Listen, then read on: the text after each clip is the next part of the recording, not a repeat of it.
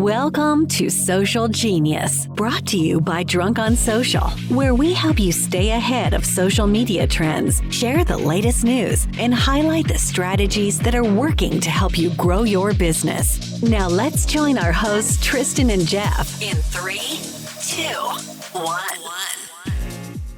We were just talking off air about a topic. Actually, it wasn't a topic. It was a conversation. I was enlightening Tristan as to something that happened over the weekend. And this is how these podcast episodes sometimes go. And I think it's why it works, because we don't always come in with preconceived ideas. We do, but then we start having a conversation. And this happens a lot. Hey, let's do an episode about that instead. And that's what we're going to do today. So we're episode one. I didn't even remember what he just said. 144 or something. 141, episode 141. Thank you, CK. And so I had something happen over the weekend, and we're going to talk about it because it relates to something that Tristan and I disagree on. Actually, we don't really disagree. We just, it's a different take, but we're going to talk through it. We'll call it a disagreement and we'll get there. But actually, Tristan, I wanted to point something out to you completely off topic real quick. I just noticed that I had these, a couple of web links open right now because I was on a call earlier with somebody. When somebody drops really big words and I'm like, ooh, that was a big word, I don't want to stop the person. And then I go to Google and I Google the word while he's still talking, just so I can kind of set it aside for later. You ever do that? I've done that before, dude. That's very true. I have done. So I'll tell you the words: nascent and innocuous. Ooh, I like both. Two good words. I was like, wow, dude, you're smart, man.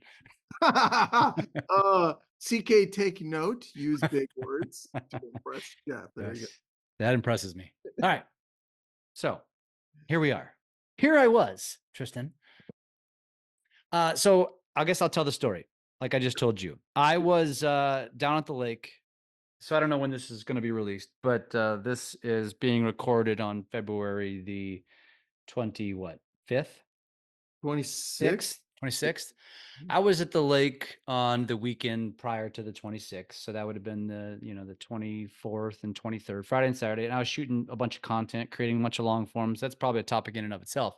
I batch as many long forms in like 2 days. So I'm done for the next 2 months. Right. And one of the videos was of a influencer, legit influencer. If anybody's interested, y'all know, my Lake of the Ozarks connections. His name is iMotor Mike on all of the platforms. Very easy to find, iMotor Mike. And I've talked about him before. His name is Mike Galloway. He strictly does jet ski stuff, right? And he has 557,000 followers on TikTok, over 11.2 million likes. His Instagram's over 100,000. He's a kid. He's 27, 28 years old. I just thought he was, could create content, did flips. He attracted people. But once I got into a deep conversation with him, as you know, Tristan, this kid gets it deeper than I do. And I was like, damn, like I learned something from this conversation. Which, by the way, we need to have him on as a guest because you will love the conversation with him. Dude, I would love to talk to this guy. His mindset's interesting. Actually, let's bring him into the group coaching. Social Genius is one of the. Of course, definitely. I will. What he will teach will blow your mind. And just to give you a little context, so I mentioned his following. He's also got 100,000 on YouTube too, but he monetizes on TikTok. Over $100,000 a year. He hasn't given me specific data, but that's how much money he's making just on videos over a minute long. And this guy's got it figured out. He goes live every single day. He's figured out how to grow his following by going live on TikTok. He's got it dialed in. Anyways, we were over there. I was over there. I did a long form video with him over the weekend, and he always challenges me every time we're together. And he asked me, he's like, so how's it going for you? And I'm like, you know me, dude, I'm not too worried about monetization. I'm just more focused on consistency. I'm focused on other things than monetization on the platform. And he said, are you paying attention to when your followers are dropping off your videos? And I said, no, I know I should be, but I'm not. And he said, well, let's take a look at one. And so we pull up a recent video that was a longer form. So it was 1 minute and 46 seconds. It was a good performing video. It's at 6,100 views, 30 shares. So in my mind, that's all I saw. Like, that's good, right? Mm-hmm. And as I'm looking at the data, he's like, let's look at the data. Okay. Okay. He's like, that's great. 30 shares, 9 saves. Congratulations. But like, he wasn't that impressed. He scrolls immediately down to retention. It's all about retention, right? And so he runs his thumb across this little graph and he says, you jumped down under 50%. That's what he was focused on. You jumped down under 50% viewership at the 11-second mark. So he stopped right there and he said, let's go into the video. And he fast forwarded to the like 9 or 10-second mark. And he said, what did you say? And if you watch this video, it was a green screen video talking about something in the news, right? And I went through a news article basically. And at the 11-second mark, I said, let's read into this. Mm-hmm. That's what I said. He said, don't ever say that again. He goes, that clearly drove people away. And I'm like, well, what should I have done? Should I have used a different kind of like rehook? Or he's like, honestly, just go into it. Don't even say anything in a break. And he's like, you're probably going to have to test this. But it was fascinating to me while I'm sitting there like, damn it, I know I need to be doing this. And it's little things like that, you know, sadly, I know a lot of the people listening to this don't even get past the 2 or 3 second mark because their hooks suck. And he even said it. He's like, clearly you got the hook. You held on to him for 10 seconds, but you lost them at 11. And he's like, that's what you got to figure out. You got to figure out what are the things you're saying during transitional points in your videos that are making people leave. And I thought it was fascinating. So where you said that's a good topic, let's talk about that. You said we actually disagree. And the reason why Tristan said he disagreed isn't necessarily because we disagree, but here's my mindset. And I think this is relatable to everybody listening to this podcast. I'm focused on cadence. I'm focused on consistency. And because I already lack time, I do a lot of coaching. I'm bogged down most days. Today's a good example. I will be squeezing in time tonight after everyone's in bed to create content. I have no choice. But I'm just going to get it done because I'm committed to that process. So I feel like I have a choice. Do I spend my extra time, which is very limited, reviewing the analytics down to the core, or do I spend my time creating more content? And I'm not saying I'm right. It's just a choice that I've currently made. And I do know at some point, I got to take this more serious. But here I am. And you have an opinion that you have yet to share with me. So you're going to share it with everyone at the same time. Yeah, I think, and this is not mine. It's from Daryl Eves. Remember Daryl Eves? Yeah. He coached Mr. Beast. I mean, yeah. YouTube formula. Here it is. He's right, man. I think the thing that we get caught up on, not just you, but me, is, oh shit, I have to create more content. And we're not taking the time to slow down and say, well, it's not necessarily, look at my YouTube channel, which has way too many videos for the amount of followers. I only have like 13, almost 14,000 followers, but I have way too many videos. I should have a lot more followers, but I never took the time to look back and say, yeah, I'm posting up shit, but what's actually engaging people where they're not dropping off? See, the point that he brought up was one that Daryl brings up, and that's you have to take a look at on TikTok. And now that it's open on Instagram and YouTube, and take a look at where did people drop off 50%?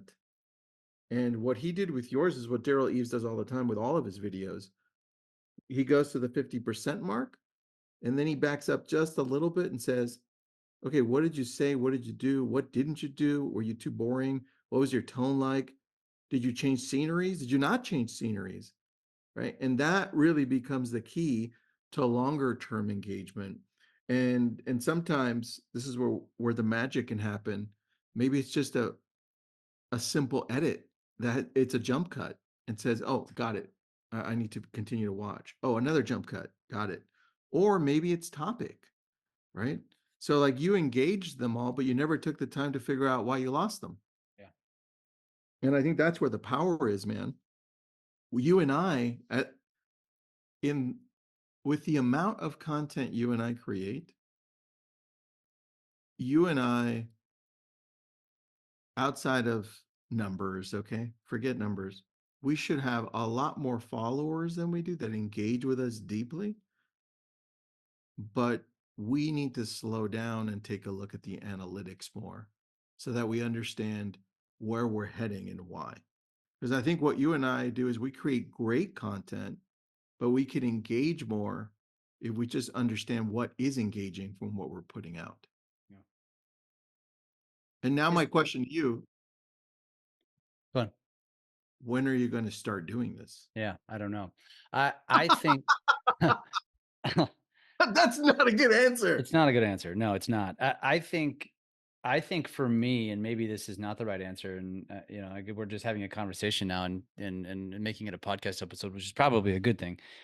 But I sometimes wonder. It's like you have to focus on what you're best at, True. right? And so I feel like the content creation piece is probably my strongest attribute. I'm creative. I can make sometimes mundane ideas and topics more entertaining.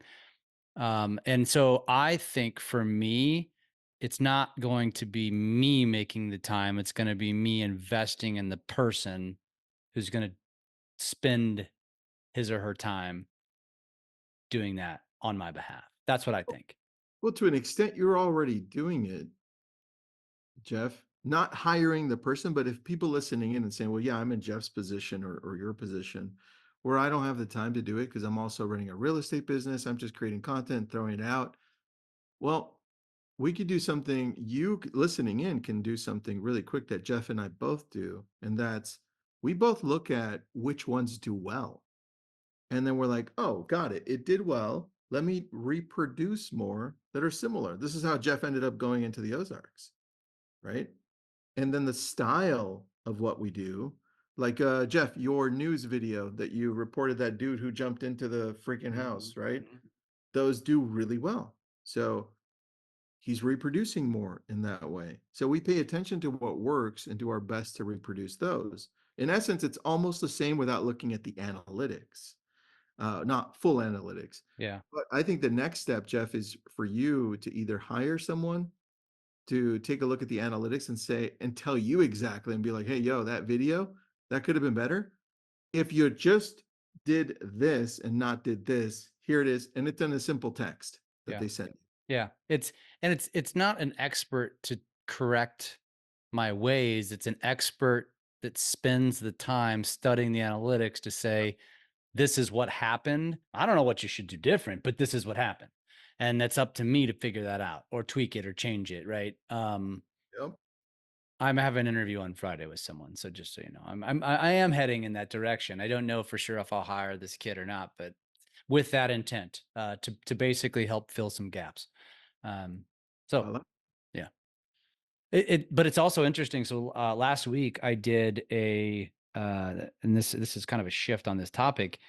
I did a YouTube class for business video school. You know, they asked me to mhm, come on, and I said honestly, I'm not a YouTube expert. I said I'm a practitioner. I think I'm having decent success organically with the Lake of the Ozarks, and I'm happy to share my thoughts and strategy. But I'm not an expert. Like I do not put myself anywhere in that realm. I've got I'm approaching 1,000 followers after 7-8 months of a YouTube channel. I think that's decent, right? good. Um, but so I described, and we started digging a little bit deeper, and it was the same thing. So Vanessa was basically co-hosting this, and she had read Daryl Eves' book, and she said it's funny because a lot of the things you say are what Daryl Eves says. In fact, because I said this, I said I spend no time in my YouTube analytics because I don't feel like I'm there yet. Right. And I was even pointing out how a lot of my content is just extremely disappointing. When I get into my channel, it's like, God, Nick, why did that only get 200 views? Like, why is it so crappy? And she did say that in his book, he says you shouldn't pay attention to your analytics on your YouTube channel until you've created 100 long forms. Yeah. And I'm not anywhere near that because I do one a week and my channel's only 7 or 8 weeks old. So, or 7 or 8 months old. So you can do the math. Maybe halfway there. And so I didn't even realize it in saying it because I didn't know that that was what he said. But um, my shorts do well. Like, but here's what I tell people, and I don't know how you feel about this, Tristan, but my attitude about a YouTube channel, and this is what I was teaching in this class, was that it I think too many business owners, especially obviously real estate agents, think that YouTube is going to be low-hanging fruit to easy business because you've seen ads, right? You see somebody that talks about how their entire business was built off of a YouTube channel. Mm-hmm. You're not taking into account to the fact that they're just a unicorn probably, but Yep. my bigger point is that, like, why would you want to jump into YouTube before you've mastered Instagram, TikTok, or Facebook? Like, and so my rationale is, or my what I share is that you should focus your efforts on building a library of short form content so that you can post shorts daily in perpetuity because you have a bank of them, right? Mm-hmm. And then all you have to do is focus on one long form a week. And you should then bank probably 4 of those before you even launch the channel. So you're out ahead. And then you don't have to worry about the consistency. Because I do think consistency on YouTube is incredibly important. I think it's Yeah. important on all the platforms. Um, and so I think you need to come to terms with, all right, my goal needs to, and this is just listening to Austin over the years, right? I should be posting a short a day at least. I should be posting at least one. From most YouTube people, and you can probably agree with this, they say usually one a week. Occasionally I hear two. But for the most part, it's typically one a week. And so that's what I did. I listened to what people said. I said, all right, I can commit to a short a day and a long a week. That's my goal. And I'm going to focus on that first. And then once I get deep, I'll start to study some more. And we are, by the way, we are changing thumbnails. So we're going back to old videos that had crappy viewership and changing thumbnails. Yeah. So we Perfect. are tweaking things like that.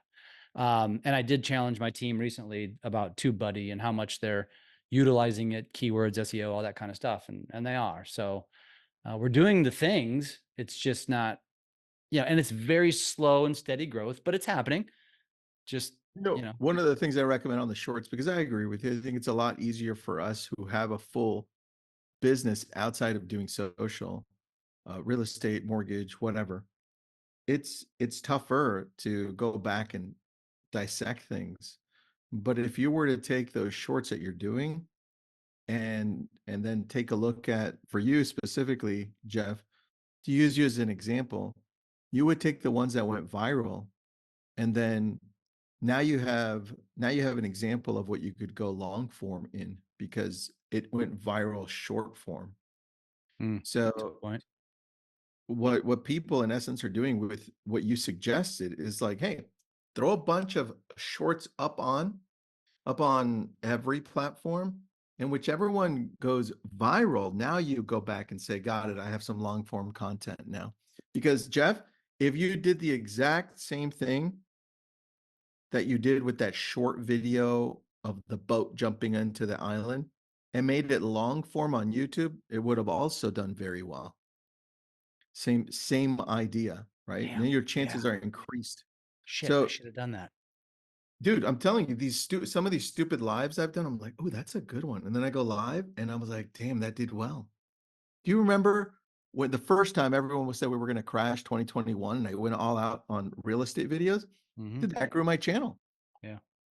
So yeah, I think we need to be paying attention more to the shorts that we do, those that hit bigger, then slow down and say, great, now how can I make this a longer form video on YouTube? Mm-hmm. Yeah. Good point. Just create longs out of the stuff that pops on shorts and see what happens. And I think, as I just thought about it, it's too late. It's too late on that boat crash video.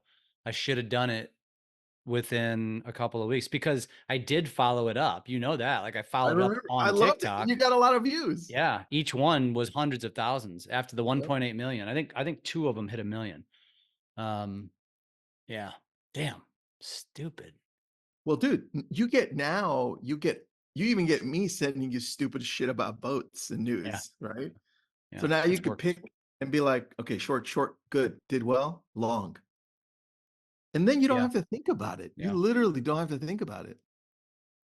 It also has made me, I mean, just going down a side rabbit hole for those of you that are wondering, like, what do you do with this? The one thing is, like Tristan just said, I have, and that's not just you. I can probably count 15 people that send me boating related videos now, because that's who they think of first, which is why I told my wife the other day, I'm like, I should probably get my real estate license. And because if I continue to do this over the next 5 years, imagine the amount of referrals that'll probably going to come in of people just referring business to me because they think of me first. And then Yeah.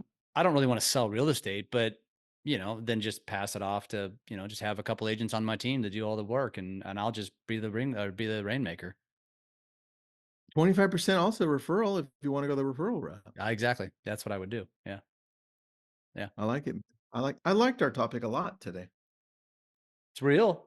It's Very real. practical, very real. Yeah. Yeah. Man, what's your takeaway? What is your takeaway advice? Because I think a lot of our listeners probably look at me and you and say, you guys are at a level that I'm not even at. And here you are telling me that you're not paying attention. I'm not really sure what I should do at this point. Yeah. 3 things. First, I would start slow and go back and take a look at what videos performed well. That's the easiest thing to do, because you're going to find, unfortunately, less of your videos, if you're listening in, less of your videos went viral, probably a handful. Take a look and see why you think they went viral. Like, where was that graph? If you take a look at the graph on the back end, where did people start dropping off? Under 50%. That's a lot easier than going through every single video that you've made. It's like, why did it suck? Why did it suck? Right? Then at least you can reproduce some of the viralness from those videos. That's number one. Number two is, I like Jeff's idea on short videos. Our goal is to create these short little video contents, just post them up. And then to grab a little what Daryl Eve said, you shouldn't really be looking at analytics until you've got 100 long form. Well, imagine how many short form, right? Hundreds. So you can take a look and say, okay, what did well? What didn't? Maybe I can identify deeper with this pillar. And then once you do that, then at that point, I think you're where we're at. Then you can say, great, this did really well. I'm going to create a long form piece from this because people really connected with this. Right. That was my whole takeaway. Those 3 things, dude. Yeah. Yeah. All right. Well, there you go. There you have it. That's your takeaway from today. Thanks for listening to Social Genius, brought to you by Drunk on Social. We are here to help you take your business to new levels through social media. Make sure to subscribe to get updates on new episodes, and come join us on our Drunk on Social Facebook page. And as always, make sure you leave us a great review on your favorite podcast app. Feedback and likes are very much appreciated.